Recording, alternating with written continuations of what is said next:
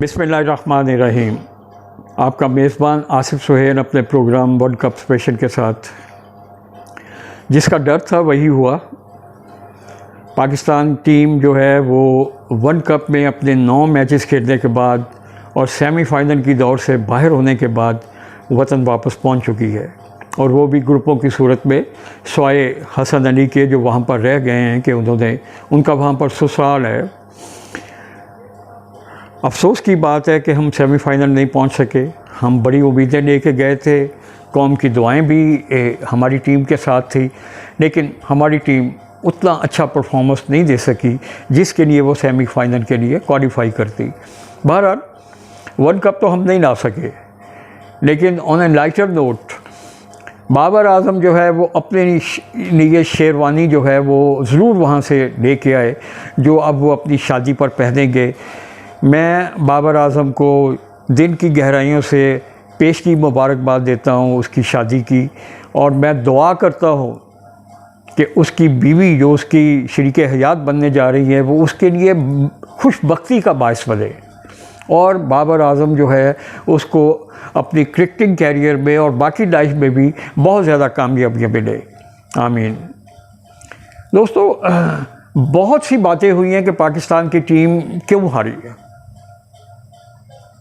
Obviously team selection गलत थी। T20 की बेस पे आपने ODI के लिए सिलेक्शन कर दी। भाई कहाँ 40 ओवर का मैच, कहाँ पर 100 ओवर का मैच, बहुत ज़्यादा डिफरेंस था। फिर फिटनेस के मसाइल पैदा हुए। जो T20 में 4 ओवर करते थे उनको यहाँ पर 10 ओवर करने पड़े। और उसको देखें आप, शाहीन शाह अफरीदी जो था वो उसकी स्पीड कम हुई। हारिस रऊफ जो हमारा स्टार बॉलर है T20 में, उसकी बहुत पिटाई हुई। ओपनिंग ओवर्स में शाहीन अफरीदी तो फिर 1-2 मैचेस में उसने ओपनिंग स्पेल में आउट किए, लेकिन बाद में पिटाई हुई काफ़ी। हारिस रऊफ को तो थ्रू आउट पिटाई हुई, और उसने तो रिकॉर्ड कायम कर दिया वर्ल्ड कप में सबसे ज़्यादा रन देने का। और उस पर हमारे जो फास्ट बॉलिंग कोच थे साउथ अफ्रीका के मोर्नी मॉर्कन, उनको कुछ थोड़ा सा आ गई गैरत, उन्होंने रिज़ाइन कर दिया। बहुत अच्छी बात है, इसी तरह होना चाहिए। इसके अलावा टीम में ग्रुपिंग थी, इसमें कोई शक नहीं है, टीम में ग्रुपिंग थी। लेकिन वर्ल्ड कप के दौरान जब मैं अपना व्लॉग कर रहा था और हमारी टीम भारत में खेल रही थी, उस वक्त ये मुनासिब नहीं था कि मैं इस तरह की बात करता। चाहे मेरा व्लॉग जो है वो एक बंदा सुनता है या 10 बंदे सुनते हैं, लेकिन बात निकल जाती है, फैलती है, तो ये अच्छी बात नहीं थी। लेकिन ग्रुपिंग थी, इसमें कोई शक नहीं है। अपने पसंद के प्लेयर्स जो थे उनको खिलाया जा रहा था। इमाम और शादाब मुसलसल परफॉर्मेंस ना करने के बावजूद टीम में जगह बनती रही उनकी। फ़खर ज़मान बेचारा एक मैच में फेल क्या हो गया, उस पर तो दरवाजे ही बंद हो गए, और जब उसको खिलाया गया तो उसने वो बैटिंग की। तो मैंने उस बैटिंग पे अपना एक पिछले व्लॉग में कहा था कि उसने टीम मैनेजमेंट पे अपना गुस्सा निकाला। बहरहाल इख्तलाफात थे। बाबर की अपनी बल्लेबाजी जो है वो, उस पर भी एक बहुत बड़ा सवालिया निशान है। भाई वो एक इनिंग्स नहीं खेल सका जिसको आप कह सकते हैं कि ये उसने कैप्टन इनिंग खेली और अपनी टीम को जीत की तरफ लेके गया है। भारत के ख़िलाफ़ आपको भी याद होगा कि दोनों बैट्समैन हमारे बहुत सेट हो चुके हुए थे, बाबर और रिजवान, लेकिन उन्होंने सेट बैट्समैन ने जिस तरीके से अपनी विकेट गंवाई, वो उस पर भी एक बहुत बड़ा सवालिया निशान है।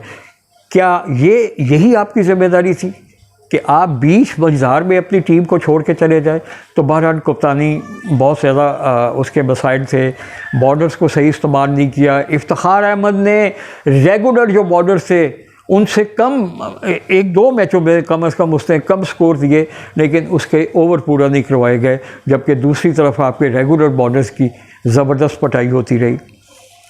फिर मसला आता है जी सेंट्रल कॉन्ट्रैक्ट का, कि जी सेंट्रल कॉन्ट्रैक्ट की वजह से ये हमारे प्लेयर्स परेशान थे।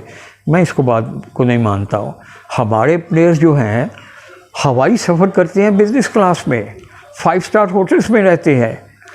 इनको बेहतरीन कंफर्ट जहाँ भी ये जाते हैं प्रोवाइड करता है पाकिस्तान क्रिकेट बोर्ड, और इतना कमाते हैं माशाल्लाह, करोड़ों में कमाते हैं, बिल्कुल इनका हक है।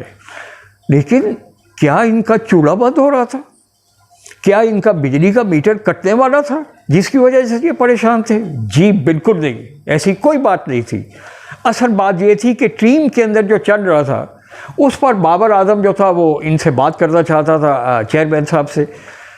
चेयरमैन साहब ना उसके व्हाट्सएप मैसेजेस का जवाब दिया, ना उसकी कॉल का जवाब दिया, बल्कि उल्टा जो चीफ ऑपरेटिंग ऑफिसर है सलमान नसीर, उसको कह दिया कि जाओ इसको लीक कर दो, एक प्राइवेट चैनल को लीक कर दिया। वहाँ पर जब एक हमारे साबिक कप्तान अज़हर अली साहब जो काफ़ी शरीफ इंसान है, वो बैठा हुआ था, उसने ऑब्जेक्शन किया। उसने एंकर से पूछा कि जी ये आपने प्राइवेट मैसेज जो है ये बाबर आजम की इजाज़त से इसको आप पब्लिक कर रहे हैं? तो एंकर जो था उसको भी समझ आ गई, उसने तो फौरी तौर पे माफ़ी मांग ली। लेकिन ये जो ज़का अशरफ ने बचकाना हरकत की, और उससे बढ़कर बचकाना हरकत जो सलमान नसीर साहब जो हैं, जो एक कॉर्पोरेट कल्चर से आए हुए हैं पाकिस्तान क्रिकेट बोर्ड में, उन्होंने जो बचकाना हरकत की उससे कोई पूछने वाला नहीं है। उनको कब तौफीक होगी कि वो अपनी गलती की माफ़ी मांगे? उनको तौफीक होनी चाहिए कि वो भी, और थोड़ी सी जुर्रत आनी चाहिए उनमें भी कि वो भी अपनी गलती की माफ़ी मांगे। आप लोगों ने तो पाकिस्तान की टीम का बेड़ा गर्क कर दिया। इसके अलावा एक निकम्मा जो चेयरमैन है इंटरिम कमेटी का पाकिस्तान क्रिकेट बोर्ड का, उसने अपने जैसी निकम्मी टीम मैनेजमेंट जो थी वो टीम के साथ भारत भेजी। हमारे जो टीम के मैनेजर थे वो एक फ्रेंचाइज के मैनेजर थे जो PSL में खेलती है, उसकी बेस पे उनको टीम का मैनेजर बना के भेज दिया गया। और उन्होंने वहाँ पर क्या किया? टीम के इस्तकबाल की खबरें चला रहे हैं वहाँ से। टीम बिरयानी खा रही है हैदराबादी, टीम बहुत ही अच्छे खाने खा रही है, वो खबरें जो है वहाँ से चलती रहीं, हम तक पहुँचती रही, हमारे मीडिया पे। ये उनका काम था कि इस तरह की काम करे। उनका काम था टीम को कॉन्फिडेंस देते, टीम को मोटिवेट करते, टीम को बताते कि तुम कौम के एम्बेसडर्स हो और यहाँ पर तुमको इस तरीके से परफॉर्म करना है। निकम्मा आदमी, टीम के साथ एक साइकोलॉजिस्ट गया हुआ था। मैंने खुद टीवी पे देखा है, आपने भी देखा होगा कि किसी मैच में जब पाकिस्तान के बॉलर्स की पिटाई हो रही थी या पाकिस्तान के बैट्समैन आउट हो रहे थे तो उसके चेहरे से हवाइयाँ उड़ रही थी, और एक जगह पर तो उसने हाथ यूँ सर पे पकड़ा हुआ था।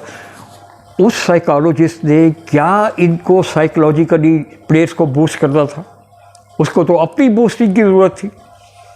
फिर हमने एक निकम्मा किस्म का, मैं नहीं समझता, मैंने आज तक उसका नाम नहीं सुना, उसको फील्डिंग कोच बना के भेजा हुआ था। उसके साथ एक फील्डिंग कोच के साथ उसका असिस्टेंट भी था। और पैथेटिक फील्डिंग, पाकिस्तान की टीम जो अपने मैचेस हारी है वर्ल्ड कप में, उसमें बहुत ज़्यादा हिस्सा जो है हमारी ख़राब फील्डिंग का है। बल्लेबाज तो नाकाम हुए भी अहम मौक़ों पे, बॉलर्स ने भी बहुत हमें मायूस किया, लेकिन फील्डिंग हमारी सबसे बड़ी कमज़ोरी रही है हमारी हार में। उसको साथ लेके गए हुए थे। अब फिर रह जाता है जनाब आपका जो टीम का डॉक्टर है, जिसका काम था कि प्लेयर्स को फिट रखता, वो तो बेचारा इतलात जो है उनके मुताबिक वो तो डिप्लोमा होल्डर है, उसने स्पोर्ट्स मेडिसिन में मास्टर्स किया ही नहीं हुआ। उसको कोविड के दिनों में जब वो था PSN का वो सारा वो था उसके पास, तो वो जो उस वक्त जो प्रोटोकॉल था उसको उसने ब्रेक किया कोविड का, और उसको क्रिकेट बोर्ड से निकाल दिया गया या रिज़ाइन उसने कर दिया। लेकिन इसके बाद वो फिर क्रिकेट बोर्ड में वापस आ गया। यानी कि पाकिस्तान क्रिकेट बोर्ड में जो नाअहल किस्म के लोग होते हैं, जो क्वालिफाइड नहीं होते हैं, उनके लिए बहुत जगह है, वो बार बार वापस आते हैं। जिस तरीके से नजम सेठी और ज़का अशरफ बार बार क्रिकेट बोर्ड में आ जाते हैं, इस तरह ये टीम का जो डॉक्टर है, मैं उसका नाम नहीं लेना चाहता, वो भी निकम्मे होने के बावजूद बार बार पाकिस्तान क्रिकेट बोर्ड में वापस आ जाते हैं।